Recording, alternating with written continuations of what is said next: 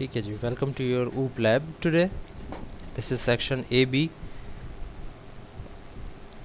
और आज हम अपने टॉपिक्स को ज़रा सा रिवाइज़ नहीं, आई मीन अपने टॉपिक लिस्ट को रिवाइज़ करेंगे और देखेंगे कि हमने आज क्या पढ़ना है, आज हमें क्या पढ़ना था ऑफिशियली और हम कहाँ तक पहुँचे हैं। और उसके बाद फिर हम कुछ चीज़ें और भी डिस्कस करेंगे। मैं एजेंडा आपको बताता हूँ आज की लैब का फिर। सो फर्स्ट ऑफ ऑल हम अगर यहाँ पर जाके और अपनी कोर्स आउटलाइन देख लें कि what we were about to discuss in this specific week, I think it's 7th week और 8th week, something like that. So we were about to discuss I think operator overloading at this pointer. इससे पहले वाली चीज़ें हम cover कर चुके हैं। जो लास्ट क्लास में मैंने बात कही थी वो ये कि एसोसिएशन और एग्रीगेशन का कोड मैंने शेयर कर दिया था और उससे रिलेटेड कोई क्वेश्चंस वगैरह हो तो आप पूछ सकते हैं, लेकिन आई डोंट थिंक कि कोई क्वेश्चन होगा क्योंकि कंपोजिशन हम देख चुके थे और एसोसिएशन और एग्रीगेशन उसी से मिलता जुलता कंसेप्ट है, रादर देन कि हम एक ऑब्जेक्ट बना रहे थे। हमने यहाँ पर एक पॉइंटर एक से ज़्यादा बनाए थे। तो आज के टॉपिक में हम ऑपरेटर ओवरलोडिंग और दिस पॉइंटर, आज के मतलब नेक्स्ट टॉपिक के अंदर हम ये देखेंगे। दिस पॉइंटर हम ऑलरेडी डिस्कस कर चुके हैं, अब हम आएंगे ऑपरेटर ओवरलोडिंग के ऊपर। बट आई डोंट थिंक कि हम वो आज की लैब में पूरा कर पाएंगे। आई थिंक स्टार्ट कर दें तो वही बेहतर रहेगा, वही बहुत होगा, क्योंकि आज की लैब का एक दूसरा एजेंडा भी है, वो ये कि आपके इसी टाइनी वाले लिंक के सोर्स कोड के अंदर मैंने असाइनमेंट 1 का सोल्यूशन भी ऐड किया हुआ है। तो हम आज इसको डिस्कस कर लेते हैं, इससे रिलेटेड क्वेश्चंस कर लेते हैं और उसके बाद फिर अगर टाइम बचता है तो हम ऑपरेटर ओवरलोडिंग को भी स्टार्ट कर देंगे और फिर क्लास जब हमारी होगी कल तो हम उसमें इंशाल्लाह ऑपरेटर ओवरलोडिंग भी कवर करेंगे एंड होपफुली कुछ और कॉन्सेप्ट्स को भी देख लेंगे। सो अभी हम असाइनमेंट 1 के सोल्यूशन को अगर हम देखें, डिस्कस करना चाहें तो अगर कुछ स्टूडेंट्स ऐसे भी हो सकते हैं, बल्कि होने चाहिए, आज की क्लास में तो शायद ना हो, लेकिन आगे से मैं ये चाहूँगा कि हों ऐसे स्टूडेंट्स भी जो कि दूसरे सेक्शन की क्लासेस को भी देखेंगे उसमें क्या डिस्कस हुआ है, तो उससे आपकी थोड़ी जो है प्रिपरेशन हो जाएगी। ऐसा भी हो सकता है कि कभी कभार हमारा सेक्शन थोड़ा आगे चल रहा हो और दूसरा सेक्शन थोड़ा पीछे चल रहा हो, तो आपको उस सेक्शन की लेक्चर वीडियोस देखने में कुछ ज़्यादा फ़ायदा ना हो, लेकिन फिर भी ज़रा चला कर और 10-15 मिनट की अगर आप देख लेंगे तो आपको अंदाज़ा हो जाएगा कि अच्छा हमारी क्लास में भी कल ये होने वाला है, तो आप थोड़ा मेंटली प्रिपेयर रहेंगे। लाइक जो इनका असाइनमेंट उनका सोल्यूशन है वो मैं डिस्कस कर चुका हूँ उनके साथ, तो अगर आप वो वीडियो देख लेंगे तो आपके क्वेश्चंस भी सारे उससे जो है वो इश्यूज सॉल्व हो जाएंगे और मुझे दोबारा अब यहाँ पर वो चीज़ समझानी भी नहीं पड़ेगी। ठीक है, it's one of the perks of online classes कि आपको मैं ऑनलाइन लेक्चर जब यूट्यूब के ऊपर रख रहा हूँ तो आप वहाँ पर जाकर भी अपनी चीज़ समझ सकते हैं, क्योंकि सोल्यूशन है, सोल्यूशन को मैंने वहाँ पर एक्सप्लेन किया हुआ है।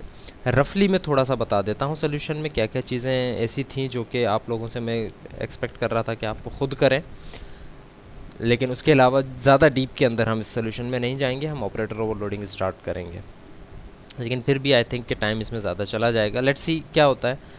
तो द क्वेश्चन वाज कि व्हाट वाज द असाइनमेंट। यहाँ पे अपलोड की हुई है मैंने? नहीं, यहाँ पर अपलोड नहीं है, तो let me just open the assignment.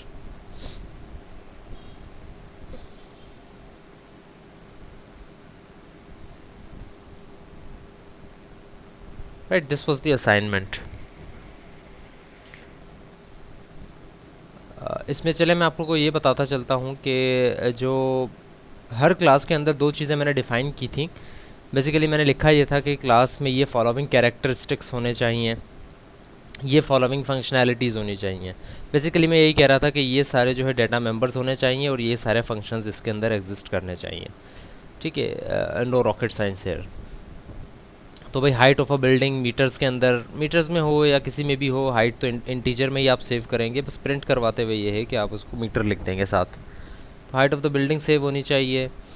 मेरी आवाज़ में डिस्टॉर्शन वगैरह तो नहीं आ रही? मैंने माइक थोड़ा सा अलग प्लेस किया है आज, तो अगर कोई डिस्टॉर्शन, कोई एको, कोई इस तरह की चीज़ आ रही है तो मुझे बता दें। अगर क्लियर है तो यस लिखते हैं सिर्फ।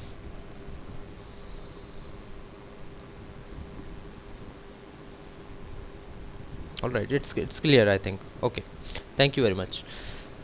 सो क्लास बिल्डिंग के अंदर हाइट ऑफ द बिल्डिंग है इंटीजर के अंदर, किस सिटी के अंदर ये बिल्ड हुई हुई है, obviously that would be a string. Karachi है, हैदराबाद है, लाहौर है, whatever the city is, it would be an string. Number of stories कितनी हैं उसके अंदर, नंबर ऑफ़ स्टोरीज़ जो हैं वो, नंबर ऑफ़ स्टोरीज़ का मतलब नंबर ऑफ़ फ्लोर्स कितने हैं। तो it was up to you, इसमें कोई obviously hard and fast rule नहीं है कि अगर कोई बिल्डिंग 5 मंजिला है तो हम उसको 6 मंजिला नहीं कह सकते।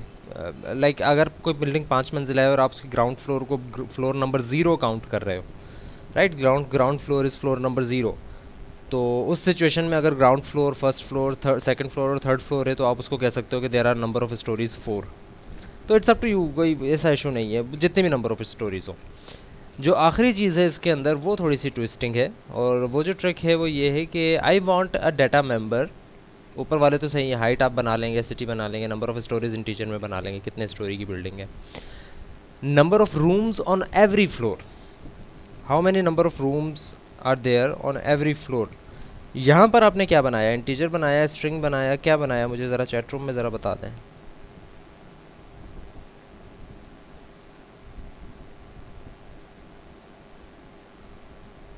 इंटीजर बनाया, ओके। हाउ अबाउट, अगर मैं एक इंटीजर बनाता हूँ तो उसमें मैं तो सिर्फ एक ही फ्लोर के नंबर ऑफ रूम सेव कर सकता हूँ ना, एक से ज़्यादा के मुझे सेव करना है। लेट्स सपोज मेरे नंबर ऑफ स्टोरीज 3 हैं, तो क्या मैं यहाँ पर 3 वेरिएबल्स बनाता या 4 बनाता है, अगर 4 होते तो क्या होता है यहाँ पे। There are few quick answers जो कि कह रहे हैं कि एरे बनेगा, and that is a correct answer कि एरे बनेगा। और फराज शाह का जो आंसर है वो थोड़ा डिफरेंट है, वो कह रहे हैं कि स्ट्रिंग का एरे बनेगा रादर देन एन इंटीजर का एरे, वो कह रहे हैं स्ट्रिंग का एरे बनेगा। आई डोंट नो ऐसा क्यों है, हो सकता है उनके सोल्यूशन में उन्होंने इस तरह से चीज़ की हो कि स्ट्रिंग के एरे पे काम हो गया हो। That's okay, that's no discussion, but many of the students of your class are correct here कि यहाँ पर एक एरे बनेगा। अब उस एरे को मैंने कैसे बनाया है सोल्यूशन के अंदर भी हम देख लेते हैं, और क्यों बनेगा तो उसके ऊपर भी हम डिस्कस कर लेते हैं। बाकी चीज़ों को ज़रा नो हाउ करके ज़रा जल्दी जल्दी गुजार देते हैं। फंक्शनैलिटीज़ के अंदर गेटर सेटर्स बनेंगे, हर डेटा मेंबर के गेट और सेट करेंगे, वो पेंट करेंगे बिल्डिंग को एक यूज़र डिफाइंड कलर से। यूज़र अगर कहता है, उस फंक्शन को कॉल करता है पेंट के ब्लू के साथ, तो प्रिंट हो जाएगा भाई the building has been painted blue. इसी तरह अगर कोई सेलेक्टेड फ्लोर को वो करता है तो वो ये कह दे कि भाई the second floor has been painted white और वॉट एवर। अगर रूम को ऐड करता है तो जो रूम आपने यहाँ ऐड किए थे ना कि भाई ये सेकंड फ्लोर के ऊपर 3 रूम हैं, तो अगर ये फंक्शन कॉल हो जाता है तो सेकंड फ्लोर के ऊपर 4 रूम्स हो जाएंगे। इसी तरह मर्ज 2 और मोर रूम्स ऑन अ फ्लोर अगर करते हैं तो अगर एक फ्लोर के ऊपर 3 रूम्स थे तो अब 2 हो जाएंगे, क्योंकि 2 रूम्स मर्ज हो गए और वो एक बन गए। इस तरह ये सारे इसके फंक्शंस हैं, तो वो माइनस माइनस प्लस प्लस वाली कहानी है। इसी तरह शॉप पे अगर हम आते हैं तो name of the shop, name of the proprietor, shop open या क्लोज स्टेटस और the kind of business shop is running. ये दो चीज़ें हैं, इनके ऊपर भी मैं भी डिस्कस करता हूँ कि ये क्या है, लेकिन इसकी फंक्शनैलिटीज़ अगर देखें तो वही है, close the shop, open the shop, getter setters, close the shop, open the shop, change of proprietor, addition to the kind of business and reduction to the kind of business. If you look at it closely तो ये तकरीबन सारी वही चीज़ें हैं जो कि यहाँ पर हो रही हैं, यहाँ पर हो रही हैं, कि वही आपने रूम ऐड किया है, इस जगह पर आके आप क्या ऐड कर रहे हो, बिजनेस ऐड कर रहे हो। यहाँ पर आपने बिजनेस को रिड्यूस किया है, यहाँ पर आप रूम को रिड्यूस कर रहे थे। तो it's pretty much the same thing, कोई ऐसा ख़ास फ़र्क नहीं है। फ़र्क सिर्फ इतना है कि यहाँ पर आप नंबर्स में खेल रहे थे कि आपने एक नंबर कम कर दिया, एक नंबर ज़्यादा कर दिया। इस जगह पे आपको स्ट्रिंग के साथ खेलना पड़ेगा, क्योंकि काइंड ऑफ बिजनेस अगर कोई शॉप रन करती है, for example there is a shop who runs real estate, और रियल इस्टेट के साथ फिर रन कर रही है वो लेट्स सपोज इलेक्ट्रिशियन का काम, तो रियल इस्टेट ऐड हो गया, उसके बाद इलेक्ट्रिशियन ऐड हो गया। हम ये नहीं नोट कर रहे कि कितने बिजनेस रन कर रही है, हम ये नोट कर रहे हैं कि कौन से बिजनेस रन कर रही है। तो अगर वो ऐड करता है तो कहाँ होना चाहिए, ऐड स्ट्रिंग के अंदर कंकेटिनेट हो जाना चाहिए, या कोई एरे बनना चाहिए स्ट्रिंग का, जिस तरह आप ऊपर कह रहे थे कि रूम का एरे बनेगा। इस तरह क्या होना चाहिए उसको हम सोल्यूशन में देख लेते हैं। And one of the simplest classes of this assignment was house की क्लास, जिसमें आपको सिर्फ दो स्ट्रिंग्स, एक स्ट्रिंग और एक इंटीजर बनाना था कि नेम ऑफ द ऑनर क्या है, number of the rooms inside the house क्या है, इसके getter setter, change in ownership और addition of a room, one of the simplest things. अब इसका सोल्यूशन ज़रा देख लेते हैं और फिर आगे की तरफ बढ़ते हैं। सबसे पहले आते हैं बिल्डिंग डॉट एच के ऊपर। तो बिल्डिंग डॉट एच में हर नई फाइल खोलकर मैं 1 सेकंड या 5-10 सेकंड का वक्फा लूँगा, ताकि आप थोड़ा सा देख लें कि इसमें क्या क्या है, उसके बाद फिर मैं एक्सप्लेन करता हूँ। So look at it closely कि इसमें क्या क्या है, फिर मैं इसको एक्सप्लेन करता हूँ 5-10 सेकंड में।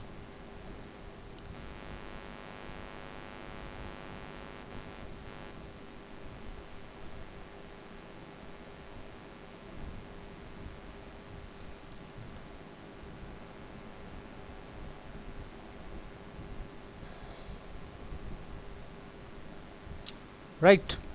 So okay, so there is a class building, और उसके अंदर बिल्कुल इसी तरह जिस तरह यहाँ पर हमने कहा था कि कौन कौन से डाटा मेंबर्स यानी कैरेक्टरिस्टिक्स होनी चाहिए, वो कैरेक्टरिस्टिक्स इसमें है, यानी हाइट का बना दिया, सिटी का बना दिया, नंबर ऑफ़ स्टोरीज़ बना दिया हमने एक इंटीजर, और यहाँ पर एक इंटीजर एरे जिस तरह स्टूडेंट्स कह रहे थे बना दिया, लेकिन वो मैंने 100 साइज़ का बना दिया। आपको पता है कि एरे का साइज़ जो हम कंपाइल टाइम पर देना पड़ता है, तो कोई ना कोई साइज़ तो मुझे देना ही होगा। तो मैंने एक लिमिट रख दी कि चलो अगर यूज़र कहता है 4 स्टोरीज़ हैं या 5 स्टोरीज़ हैं तब भी यूज़ हो जाए, अगर वो कहता है 99 स्टोरीज़ हैं तब भी यूज़ हो जाए मेरा एरे, अगर वो कहता है 101 स्टोरीज़ हैं तो फिर यहाँ पर थोड़ा सा इशू आ जाएगा। तो लेकिन मैंने एक सर्टेन लिमिट रख दी, एक मेंटल लिमिट रख दी। बिल्डिंग का कंस्ट्रक्टर है जो कि आपके हाइट को, आपके सिटी को और आपके नंबर ऑफ़ स्टोरीज़ को सेट कर देगा। राइट, आपको ये सेट नहीं करवा रहा हूँ मैं कंस्ट्रक्टर के थ्रू कि हर रूम स्टोरी के ऊपर कितने रूम्स हैं। करवा सकता हूँ लेकिन मैं नहीं करवा रहा, बिकॉज असाइनमेंट वाज, जो असाइनमेंट जो कह रही है काम हमने वो करना है, उसके अलावा जो काम है वो आपके ऊपर है कि आप करना चाहें तो करें, ना करना चाहें ना करें, अगर ज़रूरत नहीं है तो मैंने यहाँ पर इंटीजर भी सेव करवा दिया। इसी तरह ये सेटर्स आपको नज़र आ रहे हैं, पेंट का फंक्शन है, ऐड का फंक्शन है। काइंडली मुझे ये बता दें जल्दी से चैट रूम के अंदर, ये जो पेंट फ्लोर के अंदर इंटीजर है ये क्या डिपिक्ट कर रहा है, क्या सेव करेगा ये? Be specific.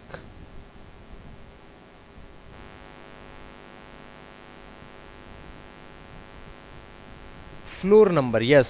जिस फ्लोर के ऊपर आप पेंट करवाना चाह रहे हो ना कि भाई इस फ्लोर के ऊपर पेंट होगा, वो फ्लोर नंबर है। और इसी तरह स्ट्रिंग का मतलब है कि कलर, कौन सा कलर आप करवाना चाह रहे हो उस फ्लोर के ऊपर।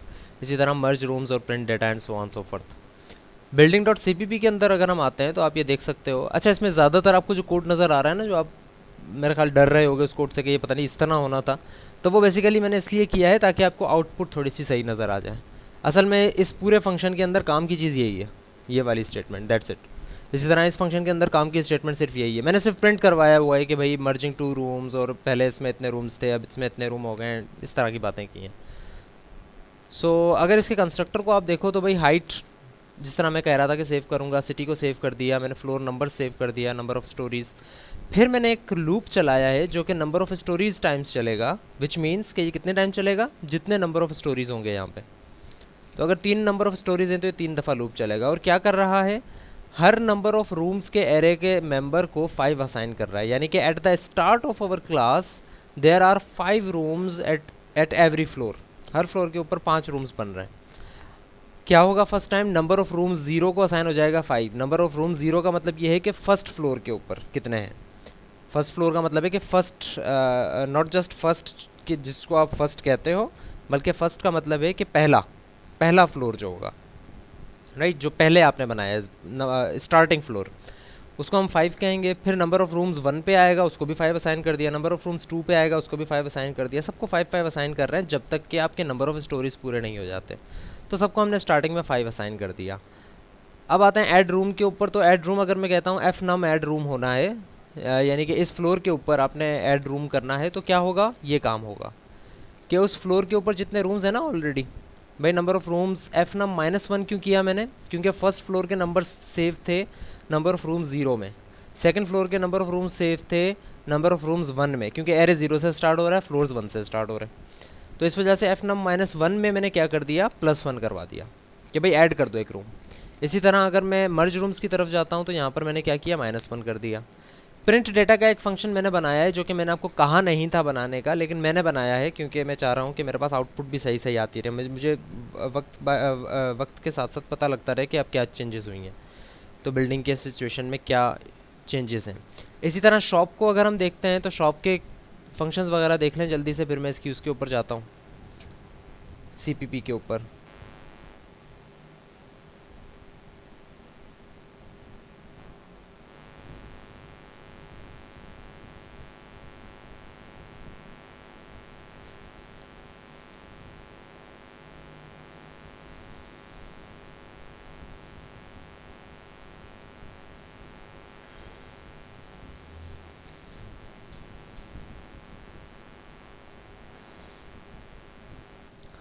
मर्ज रूम्स का जब फंक्शन कॉल होगा ना, पूछने की कौन सी स्टोरी पे होगा, ये कैसे पता लगेगा।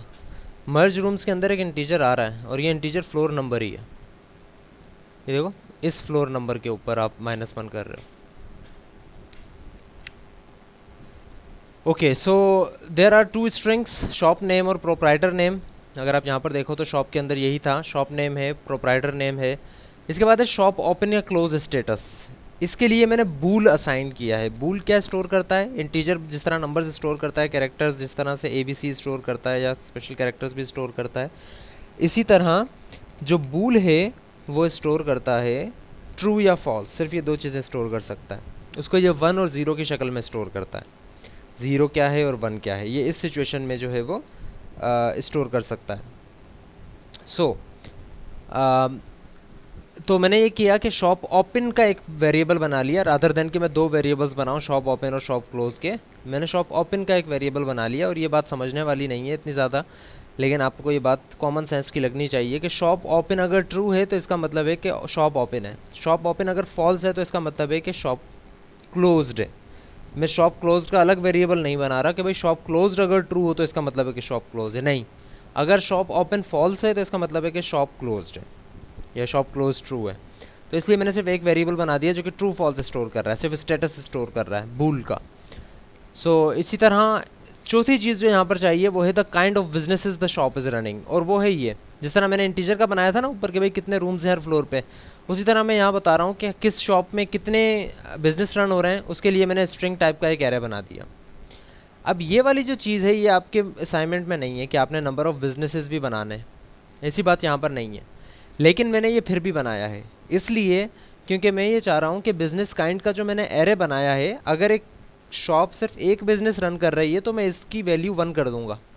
अगर एक शॉप 5 बिजनेसेस रन कर रही है तो मैं इसकी वैल्यू 5 कर दूंगा। उससे मुझे फ़ायदा ये होगा कि जब भी मैं एरे को मैनिपुलेट करने की कोशिश करूंगा, एरे को एक्सेस करने की कोशिश करूंगा, प्रिंट करने की कोशिश करूंगा, चेंज करने की कोशिश करूंगा, ऐड करने की कोशिश करूंगा, रिमूव करने की कोशिश करूंगा, तो उसमें मुझे ये लाजमी पता होना चाहिए कि इस एरे का साइज़ क्या है।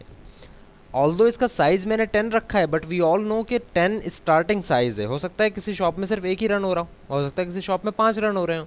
तो वो जो 5 या 1 या 4 का नंबर है वो मैं इसमें सेव करूँगा, ताकि अगर कोई नया नंबर आता है, फॉर एग्जाम्पल बिजनेस काइंड 0 के अंदर सेव हुआ हुआ है रियल इस्टेट, कि भाई रियल इस्टेट का काम कर रही है ये shop.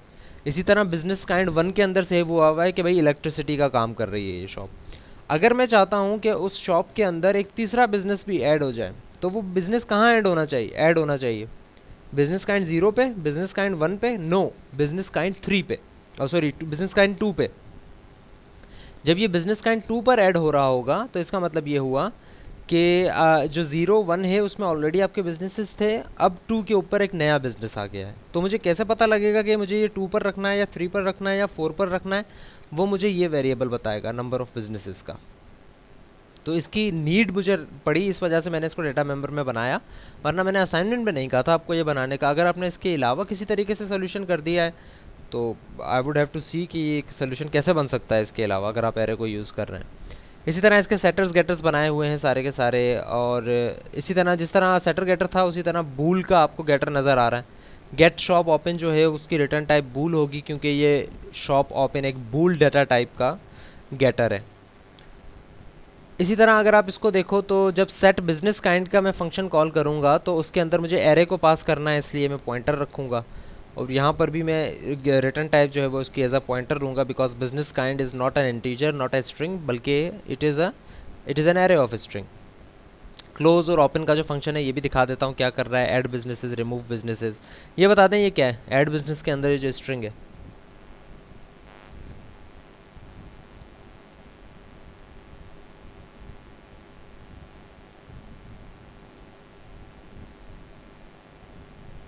oh, this is an argument, yes this is an argument, but what would this argument hold? क्योंकि अभी तो सिर्फ हम .h फाइल में है ना, हमें ये नहीं पता कि ये हम क्यों कर रहे हैं। तो क्या आप ये गैस कर सकते हैं कि ये यहाँ पर क्या है? ऐड बिजनेस के अंदर जो स्ट्रिंग है इसमें क्या स्टोर होगा? यस, मेहर खान, न्याजी, मुदस्सर, अकरम सही कह रहे हैं। एंड द आंसर इज़ कि इसके अंदर मैं नया बिजनेस बताऊंगा। फॉर एग्जांपल मैं ये कहता हूँ कि ऑलरेडी जो भी बिजनेसेस शॉप रन कर रही है उसके अंदर मैं कंप्यूटर का बिजनेस नया ऐड कर रहा हूँ, तो जो कंप्यूटर लिखा हुआ है ना मैंने, कंप्यूटर इस स्ट्रिंग में आएगा और वो फिर एक्चुअली पूरे एरे के अंदर हम सेव करवाना चाह रहे हैं। इसी तरह रिमूव बिजनेस में भी इसी तरह है। तो हम shop.cpp पे अब आते हैं। ये कोड मैंने शेयर किया हुआ है, आपके पास लेक्चर्स होंगे, आप सबको देखकर जो है वो आपको समझ में आ सकता है, प्रोवाइडेड कि आपने असाइनमेंट भी खुद की हो, वरना आप हमेशा कंफ्यूज ही रहेंगे। सो ओके, जिस तरह से ऐड बिजनेस को अगर आप देखो, या चलें शॉप क्लोज का जब फंक्शन कॉल होता है, जब आप शॉप को क्लोज करवाना चाहें तो क्या करना है, शॉप ओपन के स्टेटस को फॉल्स कर दो। शॉप ओपन अगर फॉल्स हो गया इसका मतलब है शॉप क्लोज हो गई। इसी तरह शॉप ओपन का जब फंक्शन कॉल हो रहा है तो आप क्या कर दिया, आपने शॉप ओपन को ट्रू कर दिया, शॉप क्लोज हो गई। शॉप हैज बीन ओपनड होना चाहिए ना, यहाँ पे देखो, यहाँ पे प्रिंटिंग में मैंने मसला कर दिया थोड़ा सा, शॉप हैज बीन ओपनड। इसी तरह चेंज प्रोप्राइटर आप करोगे तो नया नेम जो आएगा वो आप प्रोप्राइटर नेम को असाइन कर दोगे और प्रिंट कर दोगे कि भाई प्रोप्राइटर ऑफ दिस शॉप, जो भी शॉप का नेम था, has been change to new proprietor name. अब ऐड बिजनेस के ऊपर अगर हम आते हैं तो यू कैन सी कि मैं क्या कर रहा हूँ कि जो नया बिजनेस था वो किसको असाइन कर रहा हूँ, क्या वो मैं बिजनेस काइंड 0 को असाइन कर रहा हूँ, क्या वो मैं बिजनेस काइंड 1 को असाइन कर रहा हूँ, किसको असाइन कर रहा हूँ मैं, ज़रा जल्दी से बता दें। बिजनेस काइंड 0 को, फॉर एग्जाम्पल शॉप बनी हुई है तो कोई बिजनेस उसका ऑलरेडी है बिजनेस काइंड 0 पे, तो मैं 1 पे भी असाइन कर रहा हूँ, 2 पे भी असाइन कर रहा हूँ। किस पे असाइन कर रहा हूँ मैं, नंबर ऑफ बिजनेसेस। जिस तरह लेट सपोज एक शॉप 4 बिजनेसेस रन कर रही है, तो इसका मतलब है कि उसके जो बिजनेसेस हैं वो कहाँ कहाँ स्टोर हैं, वो बिजनेस काइंड 0 में, अपनी उंगलियों पे भी गिनते रहें साथ साथ, बिजनेस काइंड 0 पे, बिजनेस काइंड 1 पे, बिजनेस काइंड 2 पे और बिजनेस काइंड 3 पर ऐड है। ये 4 हो गए। अब जो नेक्स्ट आएगा वो कहाँ पर ऐड होगा, बिजनेस काइंड 4 पे। ठीक है, तो बिजनेस काइंड 4 कैसे पता लगेगा मुझे कि 4 पे ऐड करना है, इसी वजह से मैंने ये वाला वेरिएबल एक अलग बनाया था। इसके अंदर क्या स्टोर करवाया था मैंने कि कितने बिजनेसेस हैं, तो अगर 4 बिजनेसेस हैं इसका मतलब है कि business kind 4 is the latest empty member of the array. इसी तरह अगर 6 होंगे तो बिजनेस काइंड 6 जो होगा वो एम्प्टी होगा, 5 तक आ रही होंगी चीज़ें। तो इसी तरह मैंने क्या किया, जो नया बिजनेस आया वो नंबर ऑफ बिजनेसेस वाले पे, बिजनेस काइंड पे मैंने सेव करवा दिया, उसमें प्लस प्लस कर दिया कि भाई अब मेरे पास बिजनेसेस की तादाद एक बढ़ गई है। और फिर मैंने क्या किया, मैंने ये कहा कि भाई फॉर का लूप लगा के मैंने सारे बिजनेसेस प्रिंट करवा दिए कि भाई ये बिजनेसेस अब रन हो रहे हैं मेरे पास, पहले ये थे अब ये बिजनेसेस रन हो रहे हैं। रिमूव के अंदर अब थोड़ी सी ट्रिक है, और रिमूव में ये है कि जब आप एक बिजनेस को ऐड करना चाहें, अगर मैं सिर्फ कहूं कि ऐड करना चाह रहे हैं, तो उस सिचुएशन के अंदर तो चलो आपको पता लग गया कि बिल्कुल लास्ट में जाके आपने ऐड कर दिया कि भाई आपके पास 4 था उसका साइज आपने 5वें पे ऐड कर दिया, 6 था उसका साइज आपने 7वें पे ऐड कर दिया। Okay, it's understandable. बट अगर मैं कहूं कि भाई रिमूव किया जाए बिजनेस, फॉर एग्जाम्पल अगर let suppose there are multiple number of businesses running, for example एक ये बिजनेस रन हो रहा है, एक ये बिजनेस रन हो रहा है और एक ये बिजनेस रन हो रहा है, ये 3 अलग अलग बिजनेसेस रन हो रहे हैं। अगर मैं ये कहता हूँ कि भाई ये वाला बिजनेस रिमूव हो जाए, रिमूव बिजनेस ASDF, अगर मैं ये बिजनेस रिमूव करवाने का कहता हूँ तो इसका मतलब ये है कि मुझे ये नहीं पता कि मुझे बिजनेस काइंड 0 को रिमूव करना है या बिजनेस काइंड 1 को रिमूव करना है या बिजनेस काइंड 2 को रिमूव करना है, किसको रिमूव करना है मुझे नहीं पता। तो मैंने क्या किया, मैंने एक लूप लगा दिया, और वो लूप उतनी दफ़ा चल रहा है जितने आपके लूप में मेंबर्स हैं, जितने आपके एरे में मेंबर्स हैं। और पहला काम वो क्या कर रहा है, वो सर्च कर रहा है कि क्या ये मेंबर B तो नहीं है, यानी कि जो मुझे रिमूव करना था, यानी कि ये क्वेरिटी को मैच करेगा ASDF से। नहीं हुआ मैच तो क्या करेंगे, अगर ये चीज़ ट्रू नहीं होती है तो फिर ये लूप में इंक्रीमेंट कर देगा और फिर बिजनेस काइंड 1 को चेक करेगा। अब ASDF अगर ASDF के बराबर इसको मिल जाता है तो ये क्या करेगा, सबसे पहले नंबर ऑफ बिजनेसेस को माइनस माइनस कर रहा है कि भाई एक बिजनेस कम हो गया। अगर आपके बिजनेस पहले 5 थे तो अब 4 हो गए, 6 थे तो अब 5 हो गए। और एक्चुअली रिमूविंग की कहाँ हो रही है, एक्चुअली रिमूविंग ये हो रही है। और इस रिमूविंग में क्या हो रहा है कि आपके बाकी मेंबर्स हैं उनको मैं थोड़ा सा रिवर्स कर रहा हूँ। फॉर एग्जांपल एक ये मेंबर है और एक ये मेंबर है, तो मैं क्या कर रहा हूँ, मैं ये कह रहा हूँ कि जो बिजनेस काइंड 1 है जो कि एक्चुअली ASDF था, वो क्या हो जाए, बिजनेस काइंड 2 हो जाए। और इसी तरह जो बिजनेस काइंड 2 था यानी कि बूल था, उसको मैं कह रहा हूँ कि वो बिजनेस काइंड 3 हो जाए। इस तरह सबको मैं रिवर्स करता जा रहा हूँ ताकि जो एक्चुअली आपने रिमूव करना था उसकी जगह दूसरे मेंबर्स आ जाएं और हमारी तादाद पे भी कोई फ़र्क ना पड़े। और फिर मैंने इसको सी आउट करवा दिया है, और फिर मैंने इसको प्रिंट डेटा भी करवा दिया है। हाउस के अंदर भी बिल्कुल इसी तरह की चीज़ है, कोई ऐसी चीज़ नहीं है जो कि आपको ना पता हो। अब हम ऐसा करते हैं कि एक एक करके इन तीनों का काम करके देख लेते हैं। सबसे पहले बिल्डिंग के फंक्शंस को चलाकर देख लेते हैं कि वो कैसे चल रहे हैं। सो bear with me.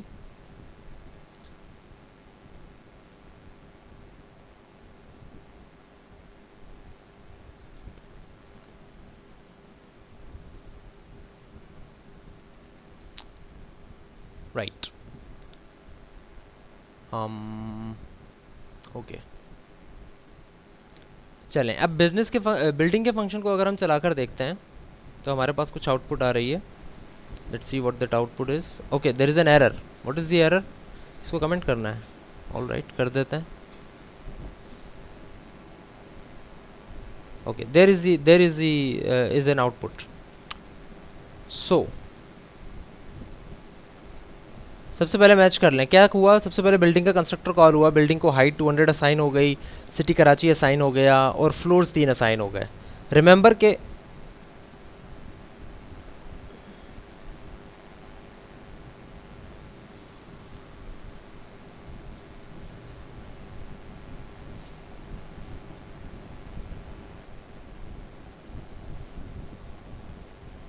So we were talking about कि जब हमने बिल्डिंग के फंक्शंस को कॉल किया तो हमारे पास आउटपुट में क्या आया, और उसको हम मैच करना चाह रहे हैं अपनी बाकी चीज़ों के साथ। यानी कि जो आउटपुट आया उसमें फंक्शंस जो कॉल हुए हैं उसमें क्या क्या काम हुए। तो सबसे पहला काम क्या हुआ कि भाई बिल्डिंग एक्स, बिल्डिंग की हाइट 200 हो गई, बिल्डिंग सिटी कराची हो गया और उसके फ्लोर 3 हो गए। क्विकली मुझे चैट रूम में जल्दी से बता दें कि हर फ्लोर के ऊपर कितने रूम्स आएंगे।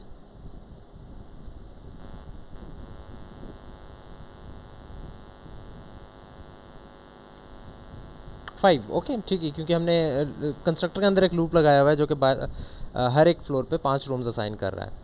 सो एनीवेज, उसके बाद मैं एक्स डॉट प्रिंट डेटा जब कॉल करता हूँ तो ये चीज़ प्रिंट होती है यहाँ से लेके यहाँ तक। क्या क्या प्रिंट हो रहा है कि भाई हाइट 200 हो गई, सिटी कराची हो गया, स्टोरीज 3 है, फ्लोर 1 के ऊपर कितने रूम्स हैं 5, फ्लोर 2 के ऊपर भी 5, फ्लोर 3 के ऊपर भी 5। डन। इसके बाद मैं कॉल करता हूँ एक्स डॉट पेंट वाइट को, तो प्रिंट होता है the building has been coloured white. फिर x dot paint floor 2 blue, यानी कि second floor has been coloured blue. फिर एड रूम जब थर्ड फ्लोर पे मैं करता हूँ तो वो कहता है कि number of rooms on floor 3 is 5। और फिर एडिंग रूम के बाद प्रिंट करता है कि number of rooms on floor 3 after addition is 6।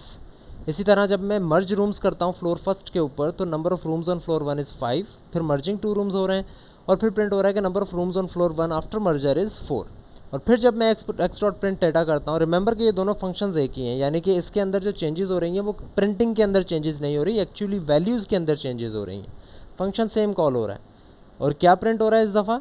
Exactly same चीज़ें, यानी कि आपकी हाइट 200 है, कराची में है, स्टोरीज 3 है। बट अगर आप देखो कि फ्लोर नंबर 1 के ऊपर पहले कितने थी 5, अब कितनी हो गई हैं 4, बिकॉज फ्लोर 1 के ऊपर हमने मर्ज किए हैं रूम्स। इसी तरह फ्लोर 2 के ऊपर हमने कुछ नहीं किया चेंज, तो फ्लोर 2 के ऊपर रूम्स की तादाद 5 ही है। और रूम्स ऑन फ्लोर 3 इज़ 5 पहले थी, अब फ्लोर 3 के ऊपर रूम्स हो गए 6, बिकॉज हमने थर्ड फ्लोर के ऊपर एक रूम ऐड किया है। बिल्कुल इसी तरह अगर हम नेक्स्ट चीज़ करते हैं शॉप की ऑनर के ऊपर, शॉप के जो फंक्शंस हैं उसको अगर मैं चेक कर लूँ,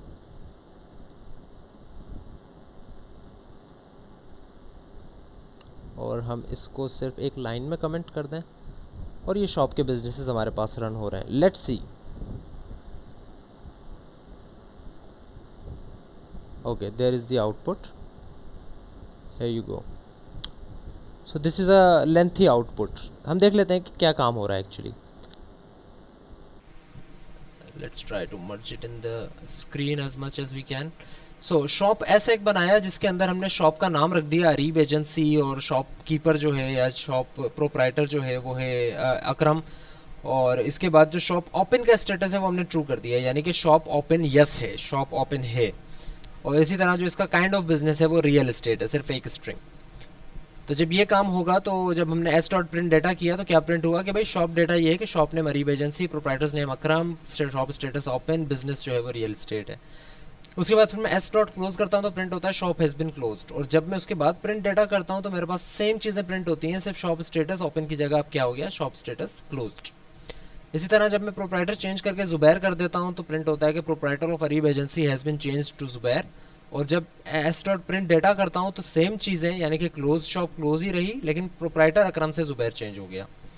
सेम इज़ द केस जब मैं करता हूँ S dot add business sanitary works, तो क्या करता है कि Areeb agency has added sanitary works to their business, now their business states real estate and sanitary works.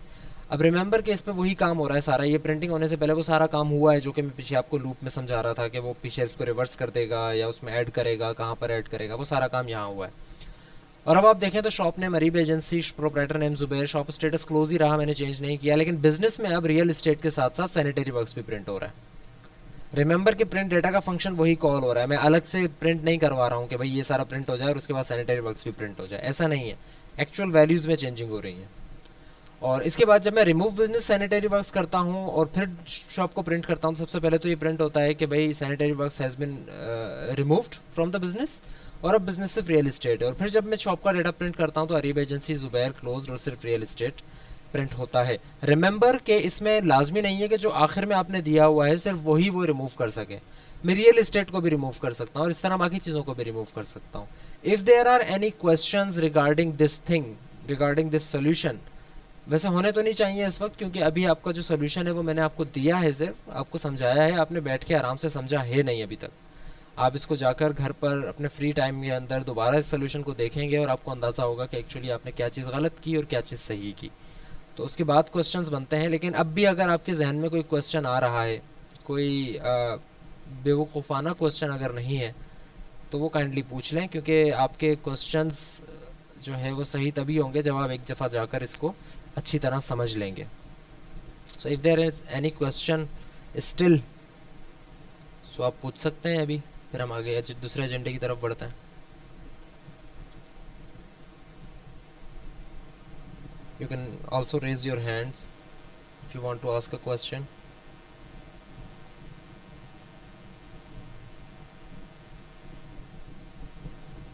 So no questions yet. All right, it's better कि questions नहीं है, आप जाकर देखिएगा इस solution को भी, इस वीडियो को भी दोबारा देख लीजिएगा लेक्चर को, तो आई थिंक कि आपको चीज़ें क्लियर होना शुरू हो जाएंगी। So moving on. Okay, there is a question, हर फ्लोर पर डिफरेंट नंबर ऑफ रूम्स कैसे असाइन होंगे।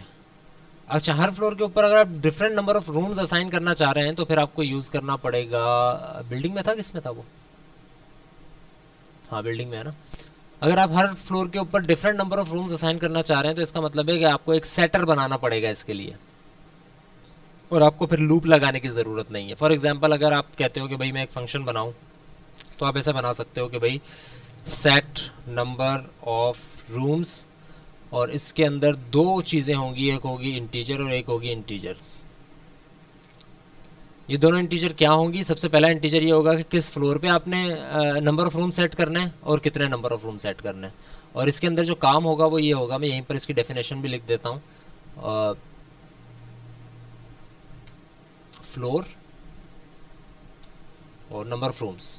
तो होगा ये इसके अंदर के जो नंबर ऑफ रूम्स f-1 होगा उसको आप असाइन कर दोगे n, दैट्स इट। अब जिस फ्लोर के आपने असाइन करनी है वैल्यूज़, आप इस फंक्शन को बार बार कॉल करते रहो। अगेन आपको अगर इस फंक्शन को बार बार कॉल करना है तो आप अगर लूप लगा लेते हो तो बात तो वही हो जाएगी कि आप सबको 5-5 असाइन कर रहे हो। लेकिन अगर आप सबको डिफरेंट असाइन करते हो तो आप इससे पहले यूज़र से ले लो इनपुट और फिर उसको n को भेजो या यूज़र की दी हुई वैल्यू को भेजो या वट एवर में भी आप काम करना चाह रहे हो। You can do that, you can do a number of things in this assignment. अच्छा चलें, आपने ये अगर बात की है तो एक और बात भी सुन लें कि आई am trying, I don't know कि वो कितना एप्लीकेबल होता है। आप लोगों का मुझे जो फीडबैक है वो थोड़ा पॉजिटिव लग रहा है, आप लोगों को होपफुली बातें समझ भी आ रही हैं। कुछ स्टूडेंट्स के अलावा ऑब्वियसली हर जगह होते हैं इस तरह के स्टूडेंट्स जो कि जिनको थोड़ा सा ज़्यादा समझाना पड़ता है, उनको थोड़ा ज़्यादा इनपुट लेनी पड़ती है अपने चीज़ समझने के लिए। But nonetheless I am trying कि जो असाइनमेंट आपने 1 की है ना, इसी को हम एक्सपेंड करके मुख्तलिफ क्लासेस बना के नेक्स्ट असाइनमेंट जो करें, जो कि हमारी एसोसिएशन पे होगी, एग्रीगेशन पे होगी, कंपोजिशन पे होगी, दिस पॉइंटर पे होगी, ऑपरेटर ओवरलोडिंग पे होगी, यानी कि वो टॉपिक्स जो हमने इस असाइनमेंट के बाद पढ़े हैं, मैं चाह रहा हूँ कि वो असाइनमेंट भी बजाय इसके कि हम एक नया प्रॉब्लम स्टेटमेंट उठाएं, हम प्रॉब्लम स्टेटमेंट यही करेंगे, लेकिन हम इसको मर्ज करने की कोशिश करेंगे। फॉर एग्जाम्पल, अगर मैं ये कहता हूँ कि हम कंपोजिशन की बात करते हैं। कंपोजिशन क्या होती है कि एक क्लास का ऑब्जेक्ट एक दूसरी क्लास के अंदर बना हुआ हो, right. So I can do this, it's just a thought. आप थोड़ा सा इसके लिए तैयार हो जाएंगे, आपको पता लगेगा कि इसका वाकई एक फ़ायदा है। व्हाट इफ कि मैं ये कहूँ कि आप कंपोजिशन करें हाउस की। हाउस एक कंटेन्ड ऑब्जेक्ट होगा बिल्डिंग के कंटेनर में। जिस तरह बिल्डिंग का एक ऑब्जेक्ट है वो कंटेनर ऑब्जेक्ट होगा, और जो हाउस का ऑब्जेक्ट है वो कंटेन्ड ऑब्जेक्ट होगा। इस तरह हो सकता है ना कि एक बिल्डिंग है जो कि फॉर एग्जांपल 15 मंजिला बिल्डिंग है, उसके अंदर जो 4 फ्लोर्स हैं उस पर लोगों ने घर बनाए हुए हैं, राइट, फ्लैट जिसको हम कह रहे होते हैं। तो वो जो फ्लैट बना हुआ है उसको हम कह देते हैं कि भाई ये हाउस है, और वो हाउस की सारी प्रॉपर्टीज रखेगा, लेकिन वो हाउस तभी एग्जिस्ट कर सकता है जब बिल्डिंग एग्जिस्ट कर रही है। सो कंपोजिशन की सारी एप्लीकेशन, सारी प्रॉपर्टीज उसके अंदर हम अप्लाई कर सकते हैं। सो आई एम ट्राइंग कि इस तरह कुछ हो जाए। अगर हो जाता है तो that would be feasible for you guys as well, for me as well. लेकिन अगर नहीं तो हम नई प्रॉब्लम भी स्टार्ट कर सकते हैं। तो अगर हर फ्लोर के ऊपर कितने रूम्स ऐड हो सकते हैं वो हम कर सकते हैं, तो इस प्रॉब्लम के अंदर हम बहुत सारी और चीज़ें भी कर सकते हैं। और हो सकता है कि हमारी जो नेक्स्ट असाइनमेंट्स हो हम वो भी इसी के ऊपर अप्लाई करना स्टार्ट कर दें। So moving on to the next thing, that is operator overloading. This pointer हम कर चुके हैं, हम ऑपरेटर ओवरलोडिंग पढ़ने की कोशिश करना चाह रहे हैं। तो हम करते इस तरह से हैं कि हम कोड, ऑब्वियसली हमारे पास इतना टाइम नहीं है कि हम उसका कोड भी अब कर सकें। सो हम करेंगे ये कि हम ऑपरेटर ओवरलोडिंग के कंसेप्ट को क्लियर करने की कोशिश करेंगे, और उसके बाद नेक्स्ट क्लास के अंदर, जिसमें हमारे पास टाइम भी ज़्यादा होगा, 1.5 घंटे का टाइम होगा हमारे पास, उसके अंदर हम जो है क्या करेंगे, उसका कोड भी कर लेंगे। Sorry, my mind went somewhere else for a moment. So what does it mean by operator overloading? सबसे पहले तो ये कंफर्म कर दें मुझे जल्दी से, ओवरलोडिंग आपने लफ्ज कहाँ सुना है, कौन सी चीज़ के साथ सुना है सबसे पहले, इससे पहले? आई am not talking about in your life, I am talking about programming.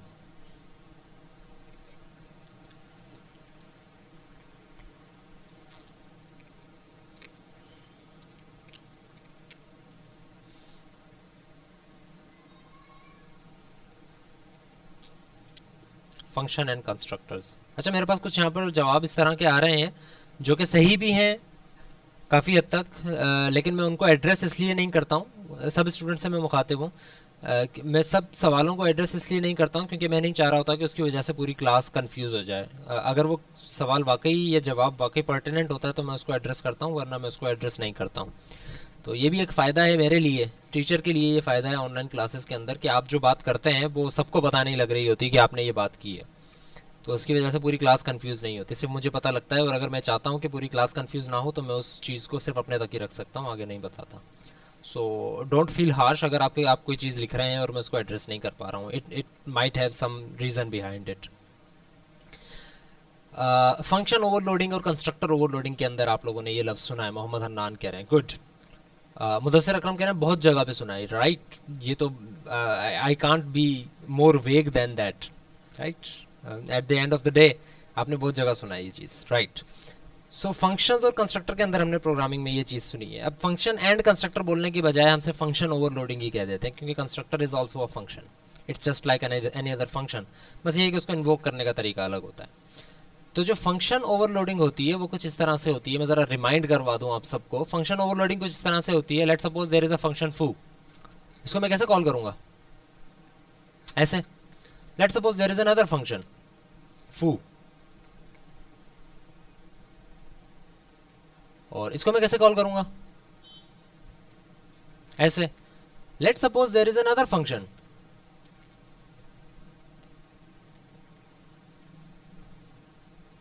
और इसको मैं कैसे कॉल करूंगा,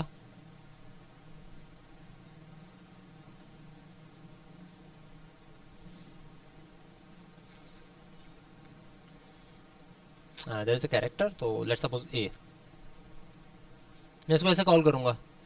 let suppose there is another function,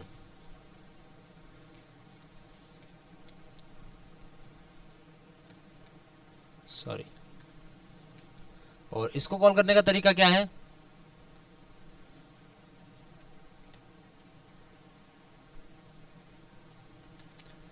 एक और फंक्शन बनाते हैं,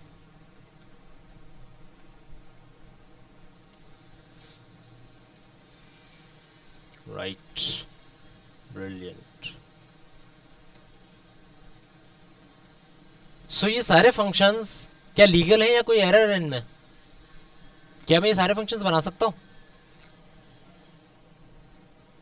Answers are required. They are all legal. Babar Hans is saying they are all legal. Nothing illegal about that.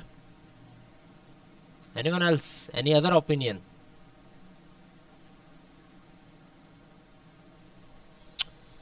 They are all saying they are all legal because फर्क क्या है? क्योंकि ये सारे फंक्शन नाम सेम है, नाम सेम है, लेकिन एक्चुअली इनकी फंक्शनैलिटीज डेफिनेशन भी मे भी सेम हो, लेकिन एक्चुअली इनकी प्रोटोटाइप डिफरेंट है। भाई नाम सबका फू है, लेकिन अगर आप इन सबको देखो तो इन सबकी कॉलिंग अलग है। अगर इन सबकी कॉलिंग अलग है, इसका मतलब है कि मैं डिफरेंशिएट कर सकता हूं कि कब कौन से फंक्शन को कॉल किया जा रहा है, राइट? मसला सिर्फ इन दो में हो सकता है। क्या मसला होगा उसकी डिटेल में मैं नहीं जा रहा हूं, बट मसला सिर्फ इन दोनों में हो सकता है। लेकिन उसके अलावा अगर इस बात को भी हम कंफ्यूज कर दें, निग्लेक्ट कर दें, तो हम ये देखते हैं कि भाई फंक्शन का नाम सेम है, लेकिन रिटर्न टाइप, चलें रिटर्न टाइप भी यहाँ पर सेम है, लेकिन यहाँ पर कोई आर्गुमेंट नहीं है, यहाँ पर आर्गुमेंट है। यानी कि जब आप आर्गुमेंट देंगे तो कौन सा फंक्शन कॉल होगा? ये वाला। अगर आप इंटीजर और कैरेक्टर आर्गुमेंट देंगे तो ये फंक्शन कॉल होगा। अगर आप इंटीजर और कैरेक्टर आर्गुमेंट देंगे और रिटर्न में इंटीजर रिटर्न करवा रहे होंगे तो ये फंक्शन कॉल होगा। इस तरह नाम सेम है लेकिन एक्चुअली काम डिफरेंट है, ठीक है? नाम सेम है लेकिन एक्चुअली काम डिफरेंट है। इसको ऐसे ही समझें, अगर रियल लाइफ एग्जांपल में आप समझते हैं कि आई हैव 2 बॉक्सेस और वो 2 बॉक्सेस सेम हैं दिखने में। एक बॉक्स के अंदर जो है वो लेट्स सपोज मोबाइल फोन रखा हुआ है और एक बॉक्स के अंदर जो है वो लैपटॉप रखा हुआ है। तो अगर वो दिखने में सेम है तो यू कैन नॉट आइडेंटिफाई कि कौन से लैपटॉप कौन से बॉक्स में क्या है। वो दिखने में सेम है लेकिन एक्चुअली दोनों के कंटेंट्स में फर्क है। अगर मुझे मोबाइल निकालना है तो मैं एक डब्बे में से ही निकाल सकता हूँ, मैं दोनों में से नहीं निकाल सकता। There is no confusion regarding that. लेकिन अगर मैं ये काम करता हूँ कि एक डब्बे के अंदर भी मोबाइल रख दूं और दूसरे के अंदर भी सेम टू सेम मोबाइल रख दूं, तो ये चीज़ इलीगल हो जाएगी। यानी कि अगर मैं ये काम करता हूँ कि मैंने एक फंक्शन ये बनाया और एक फंक्शन ये भी बनाया, तो अब ये चीज़ इलीगल है कि आपने एक ही फंक्शन की 2 डेफिनेशन दे दी। लेकिन अगर मैं ये काम कर रहा हूँ तो इसका मतलब है कि I am overloading a function, यानी कि नाम सेम रहा लेकिन आपने उसको ओवरलोड कर दिया, फंक्शन ओवरलोडिंग, राइट? तो ये जो फंक्शन ओवरलोडिंग है, इसी कंसेप्ट को लेकर हम आते हैं ऑपरेटर ओवरलोडिंग में। और उसके कंसेप्ट को अगर हम समझने की कोशिश करें तो लेट्स सपोज आई से कि इंट y इक्वल टू 8 और लेट्स सपोज मैं कहता हूँ सी आउट y, क्या प्रिंट होगा?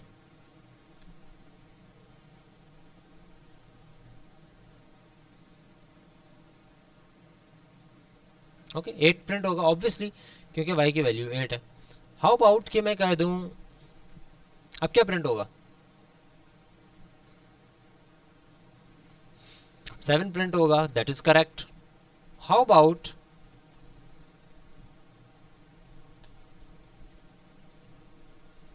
कि मैं ये करूं, अब क्या प्रिंट होगा?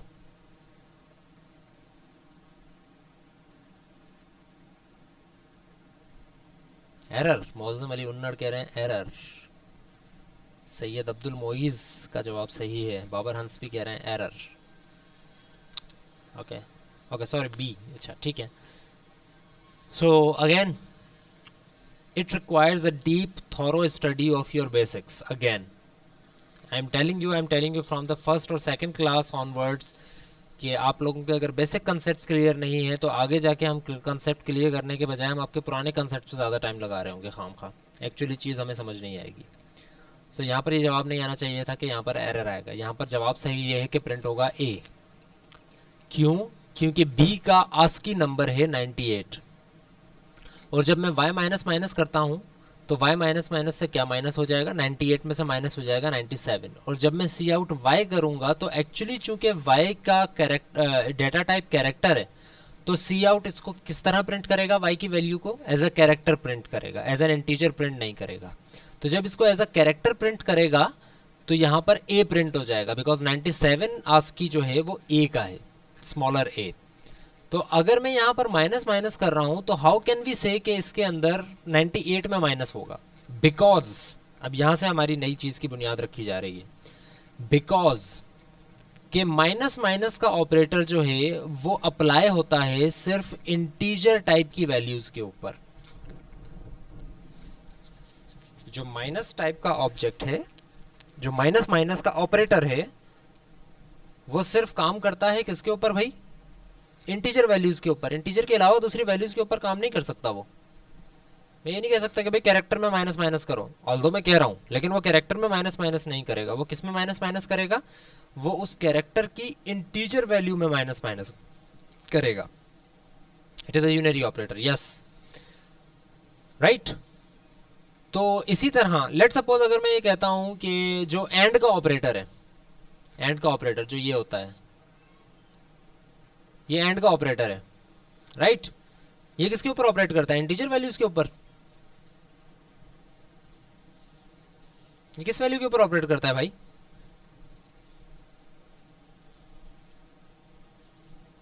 फंस गए?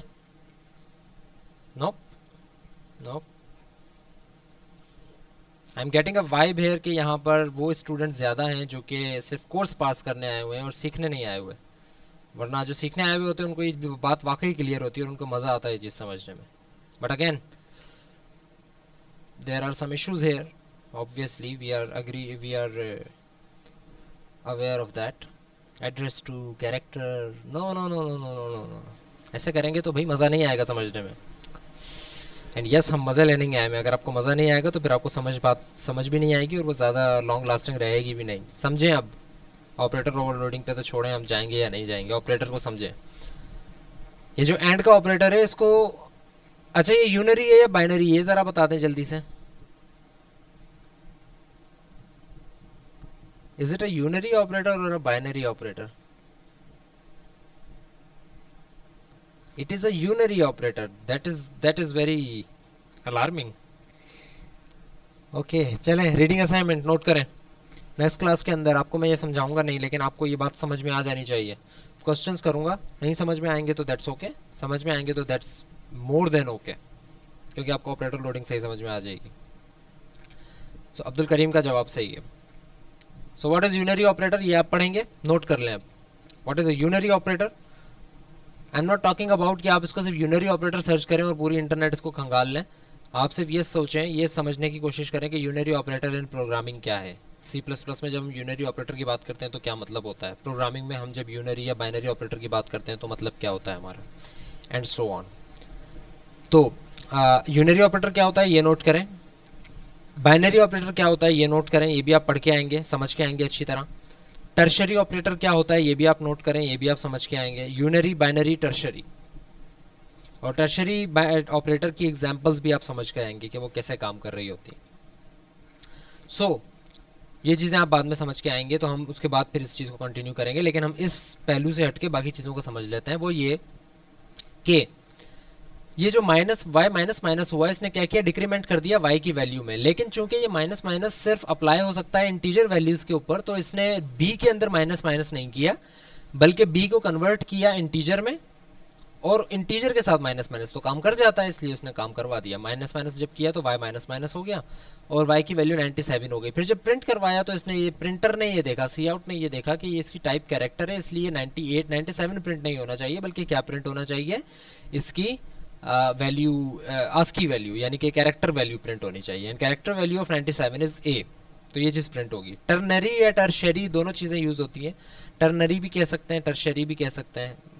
It might be a ternary operator, I might get confuse, हो सकता है कि टर्शरी ट्री होता हो, तो I think I am confusing something. तो द थिंग इज के 1 2 एंड 3।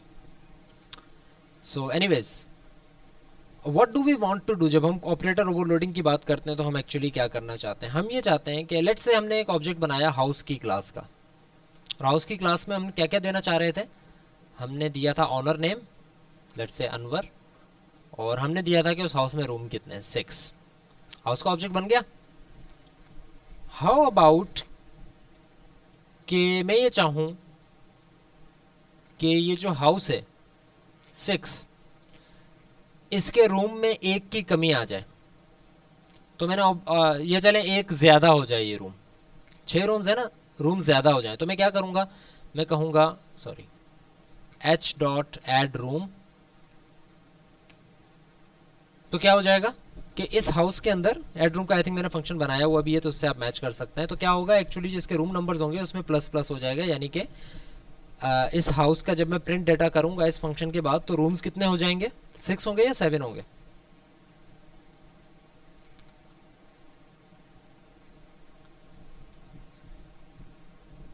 7 हो जाएंगे। बिकॉज बिकॉज एड रूम का फंक्शन काम ही ये कर रहा है कि आपके रूम नंबर्स के अंदर एक का इजाफा कर रहा है। हाउ अबाउट कि मैं इसकी जगह, अब देखिएगा ऑपरेटर ओवरलोडिंग का कमाल क्या है, फिर हम इसको कोड भी करके देखेंगे। हाउ अबाउट कि मैं इसकी जगह सिर्फ ये लिख दूं,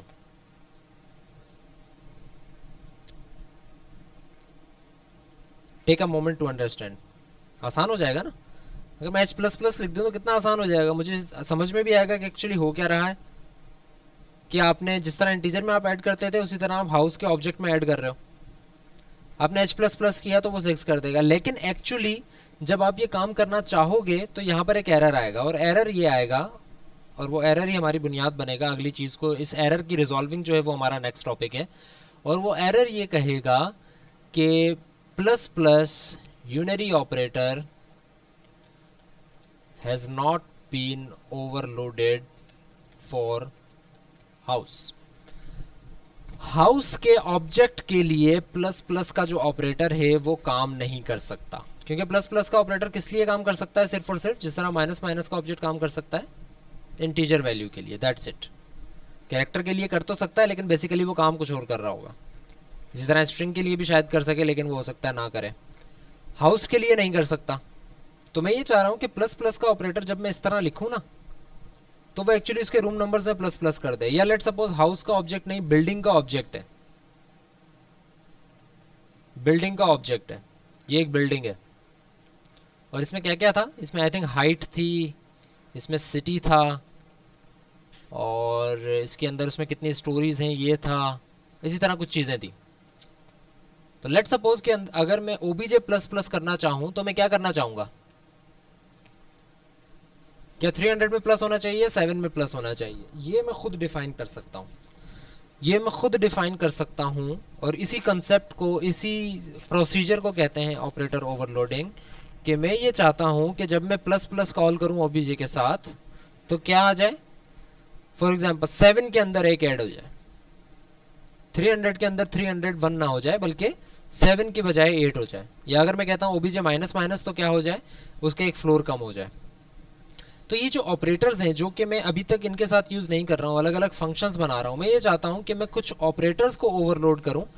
यानी कि जिस तरह आप फंक्शन को ओवरलोड कर रहे थे कि नाम सेम हो, नाम सेम हो, काम डिफरेंट हो, नाम सेम हो बट काम डिफरेंट हो, इस चीज को कहा जाता है ऑपरेटर ओवरलोडिंग। और इसकी कोड वगैरह को और इसकी बाकी कॉम्प्लेक्सिटीज को हम नेक्स्ट क्लास में हम देखेंगे। अभी हमारे पास जो 4-5 मिनट रह गए हैं, आई वांट कि अगर कोई क्वेश्चंस, कोई क्यूरीज हैं तो वो मुझसे पूछ लें। सीआर को मैं ये रिस्पॉन्सिबिलिटी दे रहा हूँ कि पार्टिसिपेंट्स की स्क्रीनशॉट लेके काइंडली मुझे ईमेल कर दें, so that we can have a proper attendance as well. So I am here for 4 to 5 minutes. If there is any question, we can address those questions.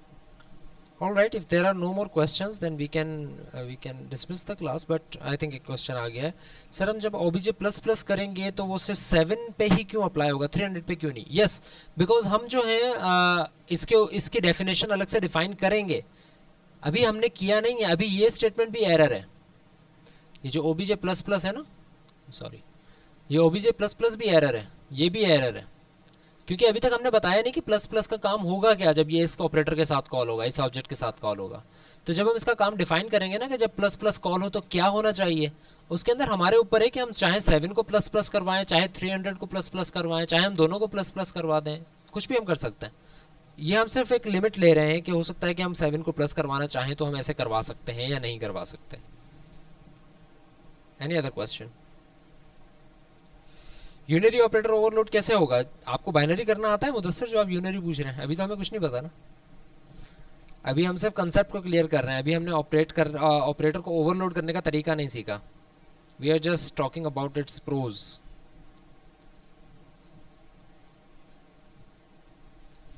Any other question?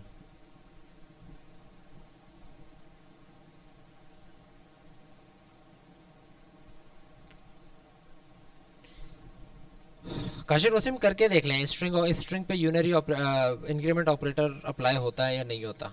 I don't think क्या होता होगा. नहीं, आई am not sure, मैंने कभी किया नहीं. I think मुझे ये याद नहीं पड़ता कि कभी मैंने स्ट्रिंग के साथ ऑपरेटर एडिशन का यूज़ किया हो. So I am not sure. Addition का यूज़ हो सकता है. आई थिंक यूनरी एडिशन जो है, जो इंक्रीमेंट है, वो नहीं यूज़ किया मैंने कभी. करके देख लीजिएगा, हो जाए तो बता दीजिएगा कि क्या काम करता है.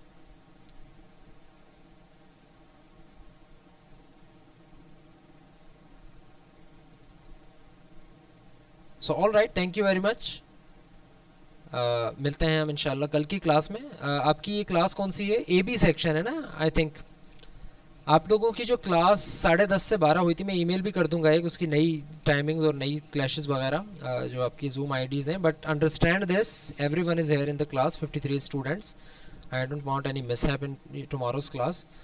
कि आपकी जो कल की क्लास है, जो 10:30 से 12 हो गई थी, आपकी अरेबिक की क्लास शिफ्ट हो गई थी खामखा, वो अब दोबारा से अपनी जगह पर आ गई है. यानी कि सुबह 10:30 से 12 आपकी अरेबिक की क्लास होगी, और हमारी क्लास शिफ्ट हो गई है शाम को 4 से 5:30.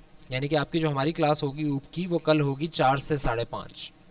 रिमेंबर दिस, कल 4 बजे से 5:30 बजे तक आपकी जो है वो ऊप की क्लास होगी, रादर देन जस्ट 1 वीक जो हमने 10:30 से 12 ली थी. आपको मैं नई टाइमिंग और नई जूम आईडीज़ वगैरह ईमेल कर दूंगा, तो स्टे ऑन ईमेल. मैं आपको ईमेल कर दूंगा. तो कल हम 4 से 5:30 इंशाल्लाह नेक्स्ट क्लास में मिलेंगे. Thank you very much. Class is dismissed. See you in next class.